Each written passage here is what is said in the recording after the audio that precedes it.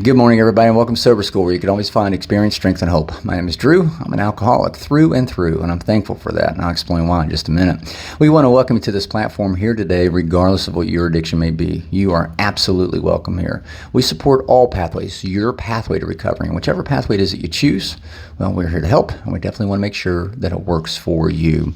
I'm just kind of humbled and somber this morning because the last couple nights, Friday night and then, of course, yesterday morning, have just been such an emotional high, for lack of a better term, no pun intended. And I really kept thinking back to the 12th step where, our job is to carry the message to those still sick and suffering. And man, if we haven't done that, I don't know what we've done. But we were able to, of course, we had the crosstalk meeting Friday night, which is just unlike any meeting I've ever been in. And I love that meeting. And then, of course, we had the crosstalk Q&A. We actually went into a 28-day treatment facility yesterday and spent time with 60 clients in a big room for 2 hours. It was supposed to be an hour. It was supposed to be an hour long, but it ended up being 2 hours. They took a break, and I even said, hey, we got more questions. If you want to come back, come on back. We'll continue answering questions. And sure enough, like all but 4 of them came back, and they were happy. They were hopeful. They were smiling and laughing. When we first walked in, again, we're on their turf. We're on their turf, right? It's 7 of us and 60 of them.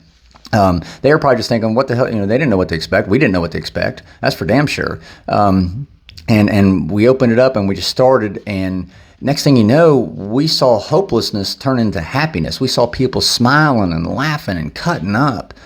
And that's why I'm thankful I'm an alcoholic, because now I can provide meaning to people's lives. I can provide enrichment in other people's lives because of my own personal experience.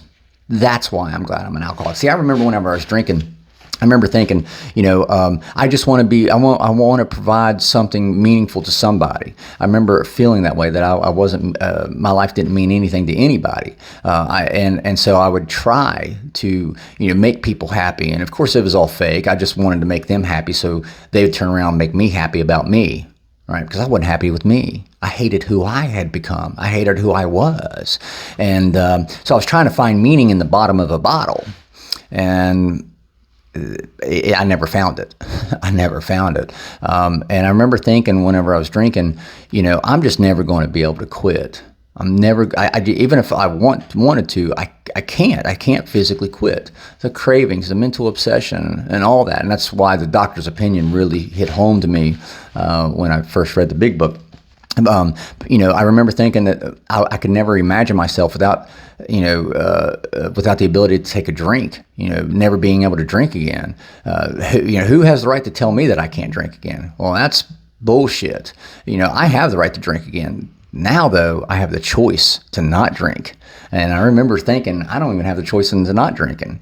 Now I do. And now I'm able to truly provide that enrichment, that meaningful relationship with people, to let them know, hey, hope is possible. You may be in a 28-day program right now, but this is temporary. There is light at the end of the tunnel. There is excitement. There is energy. There is passion for recovery. I remember thinking, how can these people be so damn happy when I first came back into the rooms? How can these people be so damn happy when they're sober? It didn't make sense to me. You may have asked yourself that. How can people be happy being clean from drugs, being sober from alcohol? I asked that question. And let me tell you something. I am here proof positive to tell you that I never dreamed, one, my life would be this meaningful and enriched by all the friends and relationships I developed over the last 2 years.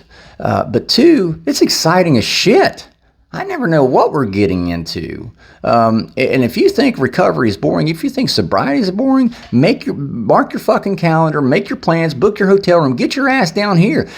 Spend a day with us. I promise you, we'll show you and we'll prove to you recovery and sobriety is not boring. So I 100% promise you that. But I also want to kind of segue into meetings, back into meetings, what I shared yesterday. Meetings are incredibly important. And when I say meetings, yes, meetings like what we did yesterday. When I say meetings, yes, meetings like, the typical AA or NA meeting where you go in, you sit there, listen to 15, 20 minutes of readings, and then one by one you share.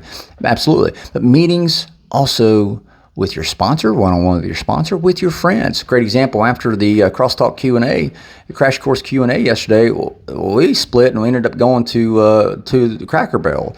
Yes, I know, not the Waffle House, but we tried Waffle House. We just couldn't get us all in there, so we ended up going to Cracker Barrel. And we had another meeting there. We all talked about, what we thought, our thoughts and opinions of the Crash Course Q&A. We got to all share our opinions and our thoughts on how it went. And that was important because now we came out of Crosstalk meeting on Friday night, which was absolutely incredible. You guys need to get to that Crosstalk meeting. Holy crap.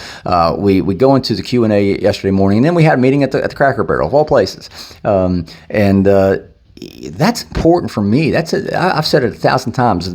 This whole video monologue, this whole morning video thing, you guys watching these, this keeps me sober. I don't have to talk directly to you one-on-one. I can. I've talked to people from Florida, from Colorado, from Kentucky, from all over the place. And I love that. I love when I get a chance to talk to you guys. It can be one-on-one meetings. It could be on the phone. Hell, it could be over video. Meetings can happen, but it's important who you choose to hang around with. See, I chose to hang around with people who had figured out how to solve their alcohol problem, so maybe I could solve my alcohol problem. If you have a problem and you want to stop, you want to change that problem, why are you going to continue hanging around people that are continuing their own problem? If I'm a drug addict and I want to stop using drugs, why would I continue hanging out with other drug addicts who have a problem, who are still using drugs? Chances are I'm not going to solve my problem. But if I'm a drug addict and I want to stop using drugs, chances are I'm going to be a lot more successful if I hang out with people who have solved their drug problem. And I love the caveat. Somebody said, well, what if I'm hanging out with people who don't have a drug problem, they're just using drugs? You're still having less and less chances of recovering from your own drug problem. If you're around the people who are using drugs and alcohol and you're trying to stop drugs and alcohol, your chances decrease drastically. But why would I not want to hang out with people who've already figured out what it is I'm trying to figure out now? Why would I not want to do that? And so that's why meetings are critical. Meetings are incredibly important.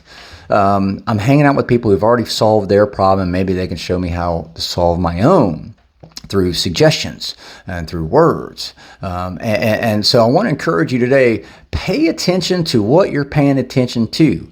Pay attention to the meetings you're in, whether it's at the Waffle House, the Cracker Barrel, whether it's in a AA meeting room or an NA meeting room, whether it's even in church. Pay attention to the dialogue and the conversations. Again, I want to encourage you, get around people who've already figured out how to solve their own problems, so that can help you solve yours. And you say, well, Drew, I can't change what my friends do. You're right. You can't change your friends. No question about that. You can't change your friends, but you can change your friends. You can't change your friends, but you can change your friends. In other words, you can't change what your friends do, but you can get some new ones, right? With that being said, I'll let you guys go. I hope you guys have an absolutely kick-ass Sunday. Thank you guys. Again, thank you guys for letting me come in and share 5 to 10 minutes of your day with you. You guys absolutely keep me sober, and I could not be more appreciative. If there's a 28-day program out there that would like for us to come down and do what we did yesterday, it was so much fun. Reach out, let us know. We'll try to figure something out, one way, shape, form, or another. We'll try to figure something out. It was just an incredible experience, at least for the 7 of us. So anyway, with that being said, I'll let you guys go. Hope you guys have an absolutely kick-ass Sunday. Remember, guys, you can't get drunk if you don't take that first drink.